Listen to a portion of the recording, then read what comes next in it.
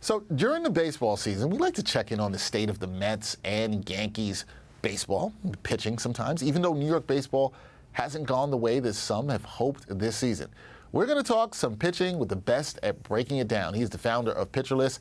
It's my guy, Nick Pollack. Nick, what's going on, man? What is happening? It's great to be back here again with you. I'm always glad to talk some baseball, specifically some pitching with you. And Nick, we're going to start with the Yankees pitching, okay? Luis Severino, he's admitted that this is the worst season of his career. The numbers are terrible. Nestor Cortes, he might be done for the season. Can the Yanks trust their rotation as is to get them to the postseason? And do you think there are any young arms that you believe in that can step up? I mean, all right, you know the answer to this. No.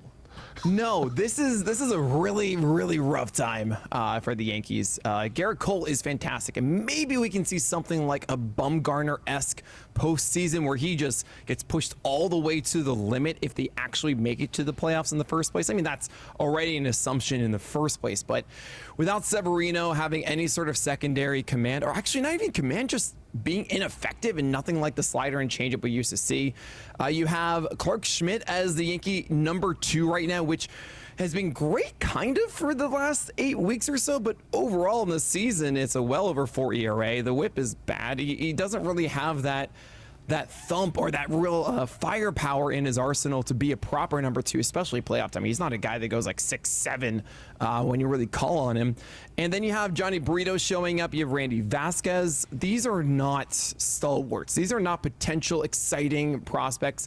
They are guys that you hope for 5 innings of limiting the damage and then hopefully going to the pen. Now, the Yankees do have a fantastic bullpen, and those guys might be just enough to keep them in the game, but then that would put way too much pressure on the offense for the Yankees, and it just is not a match made in heaven. The Yankees were supposed to have Rodon, they were supposed to have Cortez, and it's just not looking that way for the Yankees. All right, Nick, not hopeful for the Yankees about their pitching staff, and can any of these young pitchers actually help them get to the playoffs? Let's move on to the Mets, because with all the trades that the Mets made at the deadline, Kodai Senga is effectively now the team's ace. What have you made of Senga's 2023 season, and what do you believe his upside is going forward? Sure. It's been amazing to see the strikeouts tally out for Kodai Senga this year. He has one of the best strikeout rates in the majors. Obviously, that ghost fork that we talked about a lot this year, and of course in the offseason, has been a major part of that. But what I've really liked from Senga this year is actually the cutter's been a really effective pitch for him. And even though he's throwing upper 90s with that four-seamer, it's not really that dominant. The slider is okay. But as long as Senga has that good foundation in his cutter, it's allowing him to still get through games when the ghost fork isn't being the massive whiff pitch that we've seen in the past. It's really nice to see Senga have another option that he can rely on from start to start in that cutter, and maybe over time that four-seamer can be spotted a little bit better. The sweeper could be more of an effective pitch through the offseason, and that ghost fork does look like it's here to stay moving forward. So the Mets have found a really good one in Senga when they don't really have much else here. Yeah, not much else for the Mets pitching staff right now, and as they go beyond, we'll see how that goes. But Senga looks like a good piece right now. Speaking of going beyond, of the 2 New York teams, as we look beyond 2023, which pitching staff, in your eyes, needs the most help?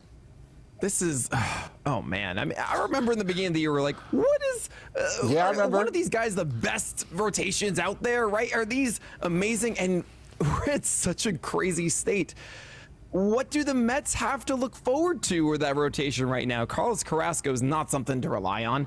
Tyler McGill needs to do more with his secondaries. Even though he's back to 96, it's not enough at the moment. David Peterson used to have an exciting slider, and he doesn't really anymore. The prospects that they have, you know, what's interesting is that they had this guy named Winans, and then they lost him in the Rule 5 draft, and he just tossed 7 amazing innings against them yesterday on Atlanta. It's not looking great for the Mets for the future. Now, Jose Quintana, though, that used to look like a bust for them. Actually, not so much. His command is back. He looked phenomenal against Atlanta. There still needs to, a lot of work needs to be done for the Mets. On the Yankee side, they just need health. That is still a very good rotation for 2024 with Carlos Rodon. Expected to be much better, in my view, for next year. Nestor Cortes hopefully being okay from the rotator cuff stuff. Obviously, Garrett Cole is absolutely the best pitcher in town. So if they have one more extra arm that they can get in the offseason, the Yankees will look very good from a pitching standpoint. Then the Mets have a lot of work to do. All right, Mets with a lot of work to do. Yankees are optimistic about the future if those pitchers can be healthy in that starting rotation. That is Nick Pollack, founder of Pitcherless, always good at breaking it down about the pitching around the league and particularly here in New York. Nick, thank you for the time. Appreciate it, man. Oh, thanks for having me.